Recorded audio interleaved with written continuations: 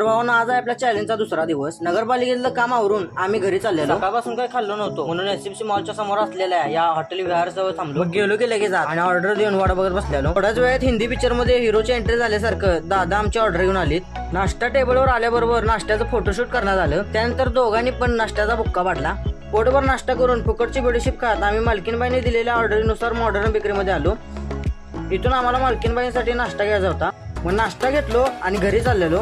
ऊन पण जबराट लागलं. तेवढ्यात आयर्विन पूल उतरून खाली आलो आणि माझी नजर या क्वालिटी मट्टाच्या गाडीवर गेली. मग लगेच गाडी बाजूला लावलो आणि गेलो की प्यायला. भावानं लगेच 2 ग्लास गजगजीत बनवून तयार करून दिला.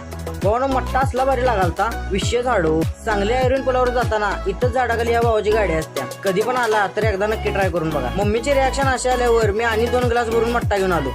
एका श्वासात पूर्ण ग्लास संपवून आम्ही घरी चाललो. आणि भावानं व्लॉग कसा वाटला कमेंट करून नक्की सांगा आणि YouTube चॅनलला सबस्क्राईब करायला विसरू नका.